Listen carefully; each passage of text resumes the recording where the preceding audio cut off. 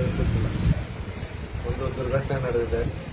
ಕುರ್ಚಿನಗರ ಹೊರವಲಯದ ಸಾಗರ್ ನಗರದ ಅಂಗನವಾಡಿ ನಂಬರ್ 9ರಲ್ಲಿ ಒಂದು ಕೊಲೆ ಪ್ರಕರಣ ಆಗಿದೆ. ಈ ವಿಚಾರವಾಗಿ ಏನು ಈಗಾಗಲೇ ಕೊಲೆ ಮಾಡಿರ್ತಕ್ಕಂಥ ರೋಹಿತ್ ಜಾಧವ್ ಅವನೇ ತಾನಾಗಿ ಪೊಲೀಸ್ ಠಾಣೆಗೆ ಬಂದು ಶರಣಾಗತನಾಗಿದ್ದಾನೆ.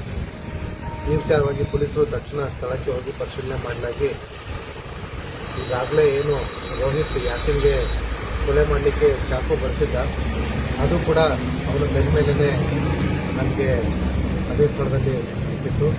ಅಲ್ಲಿ ರಕ್ತಸಿಕ್ತವಾಗಿ ಬಿದ್ದ ಶವವನ್ನು ನೋಡಿ ಆಮೇಲೆ ಯಾಸಿನ್ ಜಾದಗಾರ್ನ ಕುಟುಂಬದವರನ್ನ ಸಂಪರ್ಕಿಸಿ ಅವ್ರ ಮೇಲೆ ಅವ್ರ ಕಡೆಯಿಂದ ಒಂದು ಕಂಪ್ಲೇಂಟ್ ತೆಗೆದುಕೊಂಡು ನಾವೀಗಾಗಲೇ ಒಂದು ಕೊಲೆ ಪ್ರಕರಣವನ್ನು ದಾಖಲೆ ಮಾಡಿಕೊಂಡಿದ್ದೀವಿ. ಈ ಕೊಲೆ ಪ್ರಕರಣದಲ್ಲಿ ಮುಖ್ಯ ಆರೋಪಿಯಾಗಿರ್ತಕ್ಕಂಥ ರೋಹಿತ್ ಜಾಧವ್ ಈಗಾಗಲೇ ನಮಗೆ ಶರಣಾಗಿದ್ದಾನೆ. ನಾವು ವಿಚಾರಣೆ ನಡೀತಾ ಇದೆ.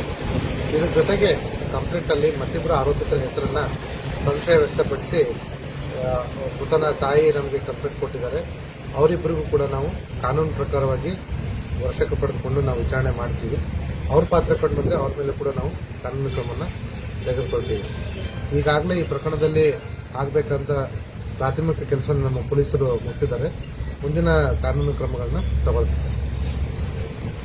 ಯಾಸೀನ್ ಅನ್ನುವಂತ ಒಂದು ಹುಡುಗ ಅವನಿಗೆ ಏನೈತೆ ಪ್ಲಾನ್ ಮಾಡಿ ಕರಿಸ್ಕಾಟ 7-8-10 ಮಂದಿ ಕೂಡಿ ಅವನಿಗ ಎದಿ ಒಳಗ ಹಿಂದೆ ಬೆನ್ನಾಗ ಬಾಯಿ ಒಳಗ ಚಾಕು ಹಾಕಿ ಕೊಲೆ ಮಾಡ್ಯಾರ ಸರ್. ಅದ್ರ ಸಂಬಂಧ ಏನೈತಲ್ಲ ಇದಕ್ಕೆ ತನಿಖೆ ಆಗ್ಬೇಕು.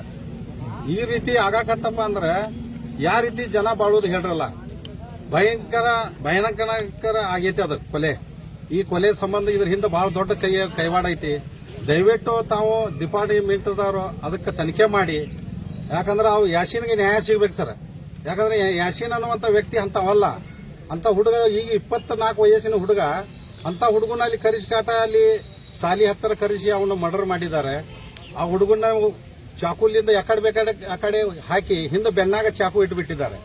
ಅದ್ರ ಸಂಬಂಧ ಅದು ನ್ಯಾಯ ಸಿಗಬೇಕು. ಅದ್ರ ಹಿಂದೆ ಏನೈತಿಯಲ್ಲ, ಇದು ಒಬ್ಬರು ಮಾಡಿದಂತ ಕೊಲೆ ಅಲ್ಲ. ಇದು ಸುಮಾರು ಜನ ಸೇರಿ ಕಾಟದ್ರಾಗ 8-10 ಜನ ಸೇರಿ ಅದು ಕೊಲೆ ಮಾಡಿದ್ದಾರೆ. ಅದಕ್ಕೆ ನ್ಯಾಯ ಸಿಗಬೇಕಂತ ಹೇಳಿ ನಾವು ಇದು ಪ್ರೆಸ್ ಮೀಟಿಂಗ್ ಮಾಡಿದ್ದೀವಿ.